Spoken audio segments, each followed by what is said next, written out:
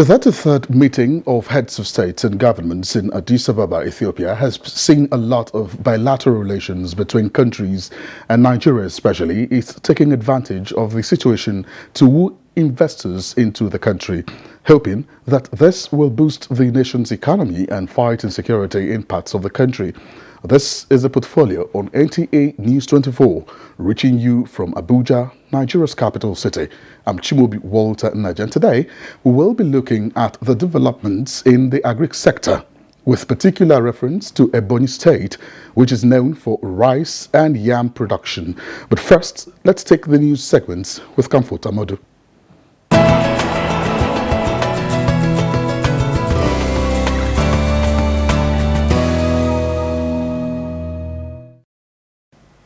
Welcome to the news segment. Now, lack of effective coordination mechanisms, hardware, ICT and personnel issues, as well as lack of data sharing with relevant anti-corruption agencies have been identified as some of the challenges responsible for proper investigation, conviction and prosecution of anti-corruption cases in the country. In view of this, the federal government, through the Presidential Advisory Committee Against Corruption, PACAC, in partnership with all anti-corruption agencies with the support of the European Union Rule of Law and Anti-Corruption Program, have met to review the implementation of National Bureau of Statistics anti-corruption data template to eliminate the bottlenecks in information sharing. A lot is being done by all our anti-corruption agencies, but the data are simply scattered. To have a reporting template, that data will be collated in a central place, and that will showcase the work that you do, but particularly that will help to analyze and see where there are gaps so that improvements can be done. Have serious commitments that will take actions to ensure that this template is fully implemented.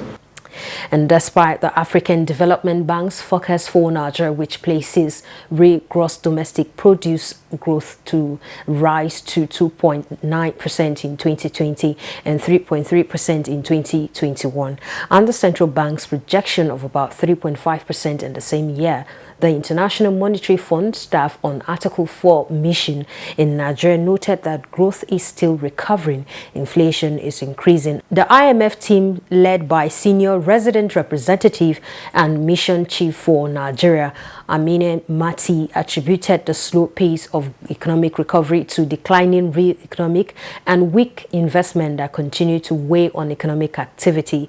Inflation, driven by higher food prices, was observed to have risen, marking the end of the disinflationary trend seen in 2019.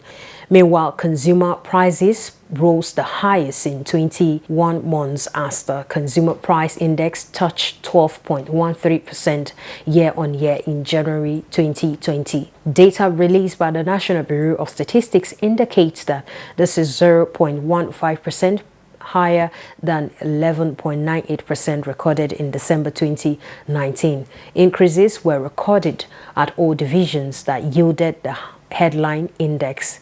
In other news, the Bankers Committee, in its first meeting for the year 2020, says higher lending to deposits ratio of 65% was one of the most successful policies of the Central Bank of Nigeria in 2019.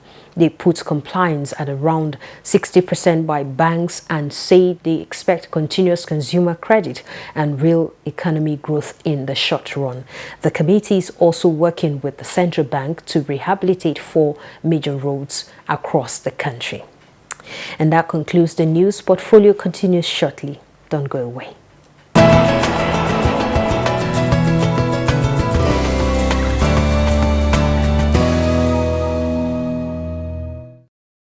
Welcome back. The federal government's AGRIC reform over the years have been applauded due to its different achievements, especially through the Anchor Borrowers Program and different grants given to farmers in the country to boost production and ensure food security. Ebonyi State is one of the states with the highest compliance in rice production, with about 72 hectares for rice production.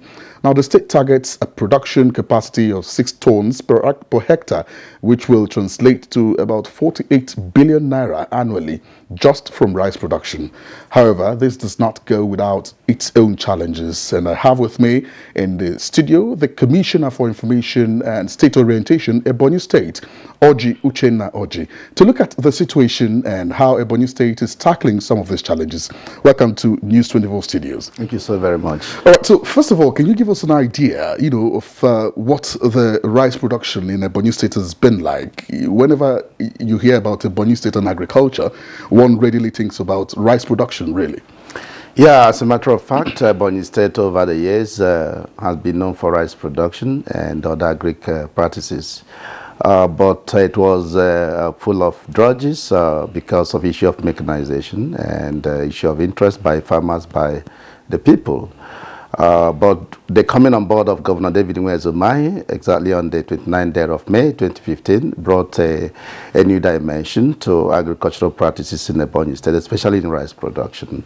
What the governor did was to develop a blueprint on actual development of agriculture, and I had to go into what we call agricultural revolution.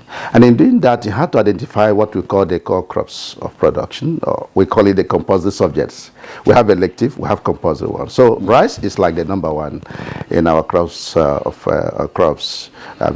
commodities. And again, we have cassava following, and of course we have maize, we have oil palm plantation and all of that. Of course, yam is our traditional agricultural practice. So we had to develop a process of mechanizing agriculture, And so the governor had to embark on procurement of farm machineries, in order to mechanize agriculture. So before we get to mechanizing agriculture in the state inaugurated a 1 man, 1 hectare agric policy. How has this worked? It's been a very eventful policy. That was in 2016. That was flagged up by the then Minister of Agriculture, Adobe. The very philosophy behind that is to engage all inhabitants of Ebonyi State in rice production, in other crop productions. Now, what it entails that whether you're a civil servant, whether you're a public office holder, whether you're a pastor, whether you're a student, whether you are anything in the state, office holders, no matter your level, businessmen, they need to have something doing in the area of agriculture, and need to have something that is not less than 1 hectare of land. So if you're an office holder, you must have at least 1 hectare of land, or its equivalent. So we have a kind of economics of production. What does it take to cultivate a hectare of land? At that time, it was like 250,000. That was in 2016. And so either you have a hectare of land for rice production, with this amount that will be given to you by government, or you have its equivalent in cassava production, in oil palm production, even in animal husbandry, in poultry, in fishery, and all of that. Have something that looks like 1 hectare of land. So how do you expect one to acquire a hectare of land? How do you do the distribution? Yeah, what we have done is to aggregate the land ownership system in Ebonyi State by ensuring that if you have your individual land, that is okay. If we have a community land, we get the community to appreciate the innovation in agriculture by getting the community to engage farmers. So what we do is to have a partnership with the community. If you have an expanse of land for agricultural purpose, we come and partner with you. You can partner with the individuals by partitioning the land into hectares and engaging cooperatives or individuals to work in the land. Of course, you have your own returns at the end of the day. Or we engage bigger agriculturists, who are into large, hectare production. Now, when we do this, those people who are said to be investors will now have to give the community a percentage, in this case 10% of what they're going to produce. So, and we have category A, B, C land ownership system. We have the one that's owned by government, the one that's owned by community, and the one that's owned by individuals. So in all of this, we engage them because our idea philosophy is that no land should be allowed to lie fallow. And so any place we see that is lying fallow is already an offense, in principle. So based on that consciousness, everybody's ready to give out his or her land where you cannot cultivate, so that people will cultivate. Of course, you have your own fair share of it. You engage, people, workers that work there, and you provide some necessary services. So that way, everybody's rest assured that it's going to be a win-win situation after harvest. All right, so you talked about empowering farmers to be able to maximize the 1 hectare that's been allocated to them. How do you go about it? What we do is, every year we do what is called profiling. We have a target.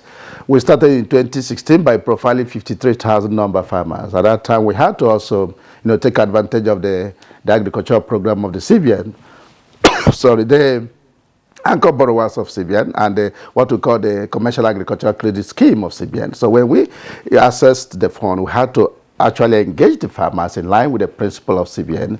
And when we did profile, we helped them to get seeds. We helped them to also develop the land or get the land cultivated. Okay, so let's talk about provision of agric infrastructure. You were talking earlier about having mechanization in the process of farming in Ebonyi State. How much of mechanization do you have in Ebonyi State? Or we still see farmers going to subsistence farming?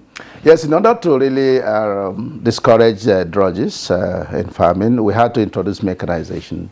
And this entails buying of more machines and also developing the land, to flatten the land in the case of rice production. And what we did was to procure, for a start, 13 number bulldozers. I'm sure Ebonyi State is the first to do that. Bulldozer for land development, to flatten the land, to bring down all the trees and flatten the land and prepare it for rice production. Now, beyond this, we also got tractors with implements for land preparation, so that we can do actual mechanized, farming. Now, beyond these two, we also got the owners of land to also key into the program.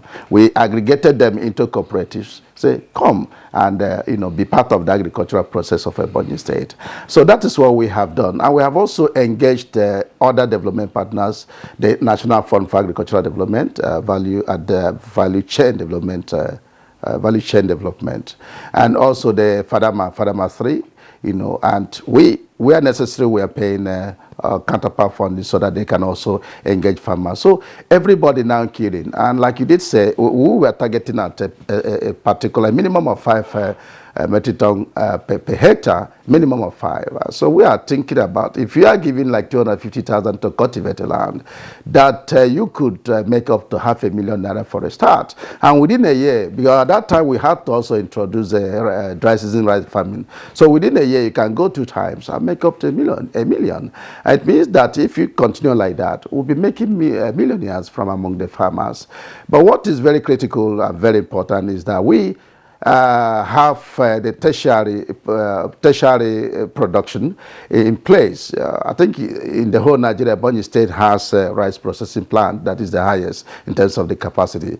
So we have available 1,500 number rice milling clusters, which is the highest in the history of just about going into the rice value chain, the processing and all that, because I know that is the bane of agricultural production. If you don't have quality processing machines in place, then almost half of what you produce goes to waste. So how apart from having that number of clusters in Ebonyi State, how do they get fed?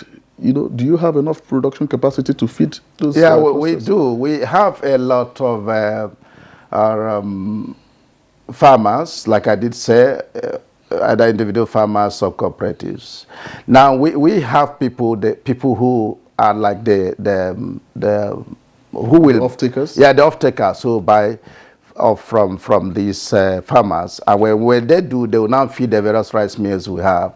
As a matter of fact, when we started, we saw that the number of rice being produced is already getting higher than the number of milling plants that we have. So the government had to reactivate the rice milling plants that were established before we came on board, and we have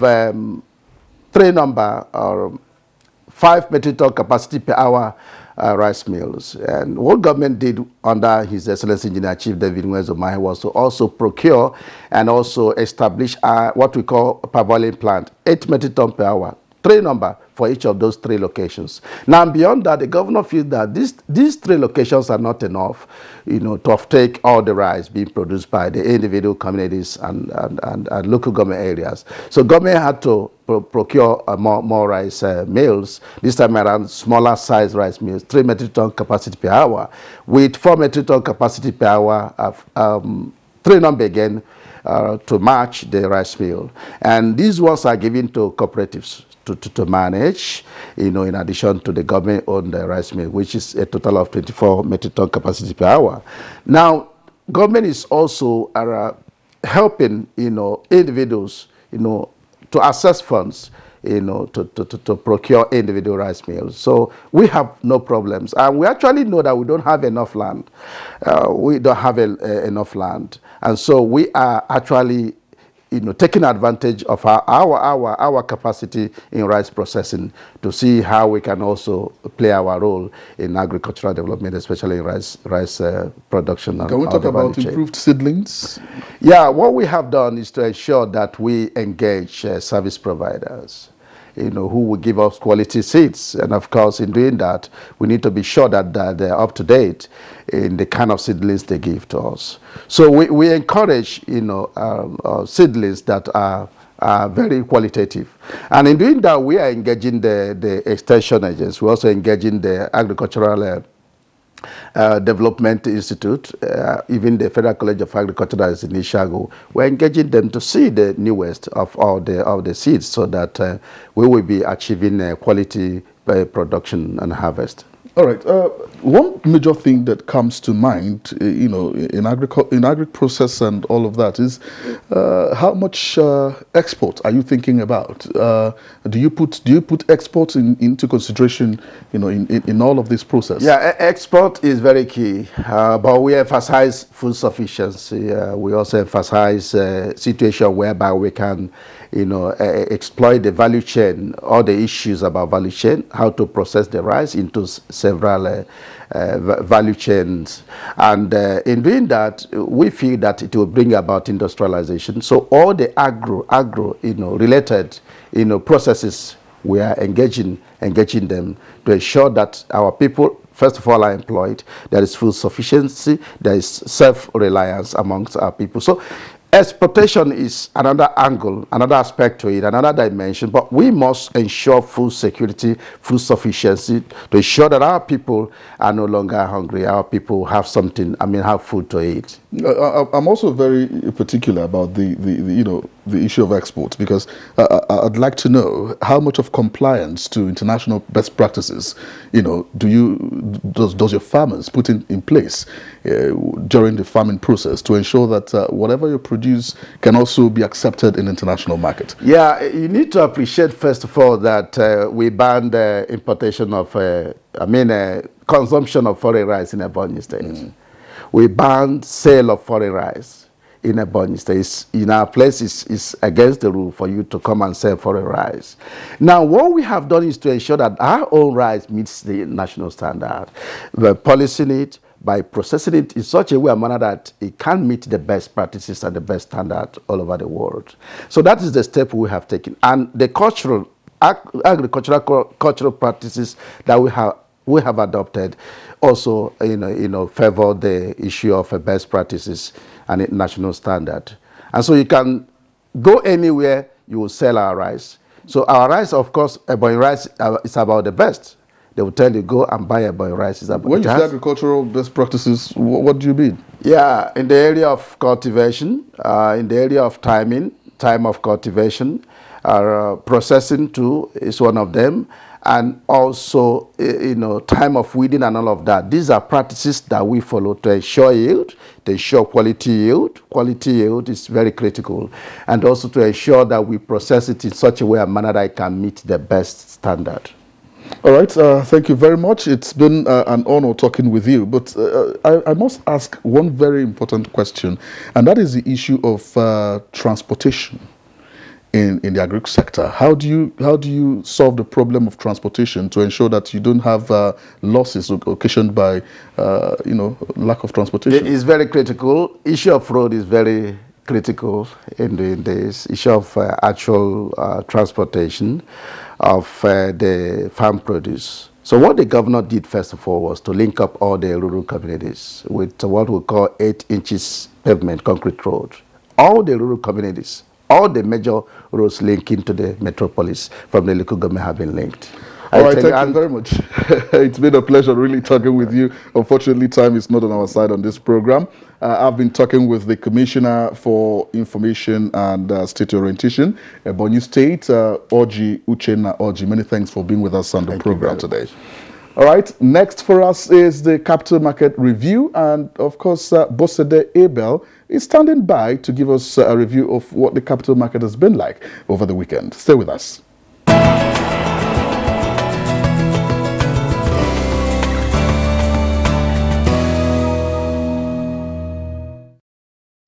Hello and welcome to the market segment.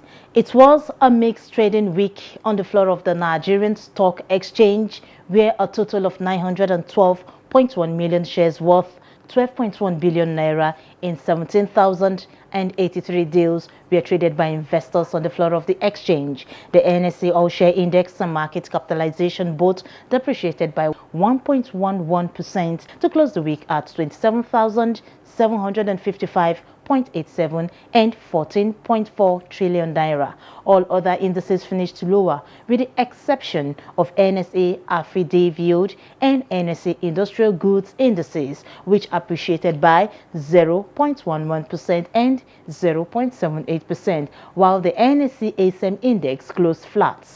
The financial services industry led the activity chart with 624.2 million shares valued at 7.1 billion naira traded in 9,640 deals. The conglomerate industry followed with 93.2 million shares worth 452 million naira. The third place was occupied by the oil and gas industry. Trading in the top 3 equities were Zenith Bank, Guaranty Trust Bank and UBA. They jointly accounted for 304 million shares worth 5.7 billion naira in 4,290 deals. A total of 1,540 units of exchange-traded products, ETPs, valued at 137,421 naira 20 kobo were traded in the week in 5 deals, as well as 23,923 units of federal government bonds valued at 28.9 million naira. 19 equities appreciated in price during the week, 35 equities depreciated in price, while 109 equities remained unchanged. And on the global scene, Asian markets traded mixed on Monday as investors continue to assess the potential economic fallout from coronavirus. In an effort to ease the shock of the virus outbreak on businesses, China is planning targeted tax cuts while increasing government spending. Shanghai Composite rose 2.28% to close 2,983.62. Hang Seng Index rose 0.52%, while Nikkei depreciated 0.69%. European stocks rose. DAX appreciated 0.11%. FTSE 100 0.24% and CAC 40 also topped 0.06%. In the United States, the Dow Jones Industrial Average dipped 25.23 points to close at 29,398.08. Earlier in the day, the Dow fell more than 100 points. The S&P 500 gained 0.18%. Nasdaq Composite also advanced 0.2% to 9,731.18 and hit an all-time closing high. In Africa, stocks opened mixed, with South Africa's JSA Africa Top 40, Tunisia's Tunidex, and Namibia's overall index posting gains. And that was the market review for 14th February 2020. I am Bossede Abo.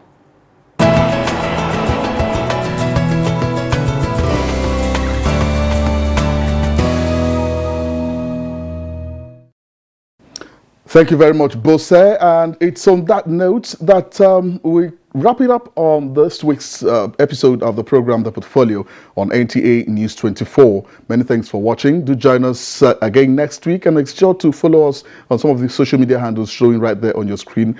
Till next time, I'm Chimobi Walter Naji. Have a wonderful week.